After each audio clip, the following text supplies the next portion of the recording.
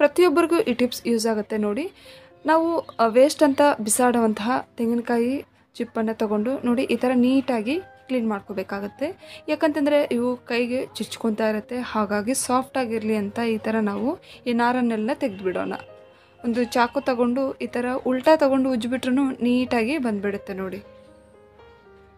So ಇದೇನು waste ಆಗಲ್ಲ, ಇದು ಕೂಡ ನಮಗೆ ಯೂಸ್ ಆಗುತ್ತೆ. ಈ ಥರ ನೀಟಾಗಿ ಕ್ಲೀನ್ ಮಾಡ್ಕೊಂಡಿದ್ದಾದಮೇಲೆ ನೋಡಿ ಇದನ್ನು ಬಿಡಿಬಿಡಿಯಾಗಿ ಮಾಡ್ಕೋಬೇಕಾಗತ್ತೆ. ಯಾಕೆ ಅಂತ ನಾನು ಮುಂದೆ ಹೇಳ್ತೀನಿ.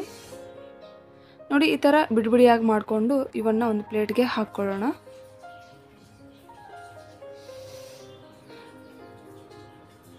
ಈ ಥರ ಪ್ಲೇಟ್ಗೆ ಹಾಕ್ಕೊಂಡಿದ್ದಾದಮೇಲೆ ಒಂದು ಗ್ಲಾಸ್ ತಗೊಂಡು ಅದರಲ್ಲಿ ಕ್ಲೀನ್ ಮಾಡಿಟ್ಟಿರುವಂತಹ ತೆಂಗಿನಕಾಯಿ ಚಿಪ್ಪನ್ನಿಟ್ಟು ಈಗ ನಾವು ಈ ನಾರನ್ನು ಇದರಲ್ಲಿ ಸೇರಿಸ್ಬೇಕಾಗತ್ತೆ. ಫುಲ್ ಹಾಕ್ಕೋಬಾರ್ದು, ಒಂದು ಅರ್ಧ ಭಾಗಕ್ಕೆ ಹಾಕ್ಕೊಂಡ್ರೆ ಸಾಕಾಗತ್ತೆ. ಈಗ ಒಂದು ಬೆಂಕಿ ಕಡ್ಡಿಯನ್ನು ಗೇಚಿ ಇದರಲ್ಲಿ ಇಡೋಣ. ಈ ಥರ ಮಾಡೋದ್ರಿಂದ ಇದು ಚೆನ್ನಾಗಿ ಹೊತ್ಕೊಂಡು ಉರಿಯುತ್ತೆ. ಇದು ಬೇಡ ಅಂತಂದರೆ ನೀವು ಒಂದು ಕರ್ಪೂರವನ್ನು ಇಟ್ಟು ಕೂಡ ಬೆಂಕಿಯನ್ನು ಹಾಕ್ಕೋಬೋದು ಇದರಲ್ಲಿ.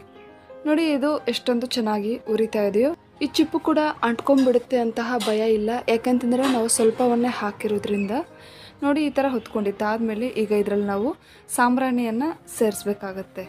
ಜಸ್ಟ್ ನಮಗೆ ಒಂದು 2-3 ನಿಮಿಷದಲ್ಲೇ ಆಗೋಗುತ್ತೆ ಈ ಪ್ರೋಸೆಸ್ ಎಲ್ಲ.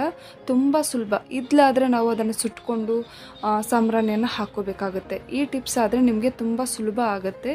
ವೇಸ್ಟ್ ಅಂತ ಬಿಸಾಡುವಂತಹ ಈ ತೆಂಗಿನಕಾಯಿ ಚಿಪ್ಪಿನಲ್ಲಿ ಎಷ್ಟೊಂದು ಉಪಯೋಗ ಇದೆಯಲ್ವಾ. ಇನ್ನು ಮುಂದೆ ತೆಂಗಿನಕಾಯಿ ಚಿಪ್ಪಿಯನ್ನು ಅಪ್ಪಿತಪ್ಪಿಯೂ ಬಿಸಾಡಬೇಡಿ, ಹೀಗೆ ಯೂಸ್ ಮಾಡ್ಬೋದು.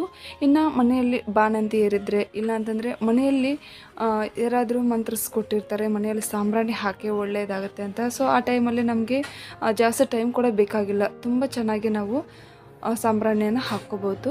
ಸುಡುತ್ತೆ ಅನ್ನೋಂತಹ ಭಯ ಕೂಡ ಇಲ್ಲ, ಯಾಕಂತಂದರೆ ನಾವು ಕೈಯಲ್ಲಿ ಇಟ್ಕೋಬೋದು. ಕೆಳಗಡೆ ಈ ಜುಟ್ಟಿದೆಯಲ್ವಾ, ಸೊ ಅಲ್ಲಿ ನಾವು ಕೈಯಲ್ಲಿ ಇಟ್ಕೋಬೋದು.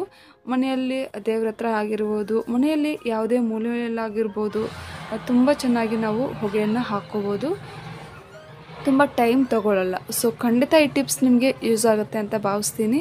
ಈ ಟಿಪ್ಸ್ ನಿಮಗೆ ಯೂಸ್ ಆಗೋ ಆಗಿದ್ರೆ ಪ್ಲೀಸ್ ಒಂದು ಲೈಕ್ ಮಾಡಿ, ಹಾಗೆ ಹೊಸ ವಿಡಿಯೋಗಳಿಗೋಸ್ಕರ ಪ್ಲೀಸ್ ಸಬ್ಸ್ಕ್ರೈಬ್ ಮಾಡಿ ಸಪೋರ್ಟ್ ಮಾಡಿ ಫ್ರೆಂಡ್ಸ್. ಮುಂದಿನ ವಿಡಿಯೋದಲ್ಲಿ ಭೇಟಿಯಾಗೋಣ.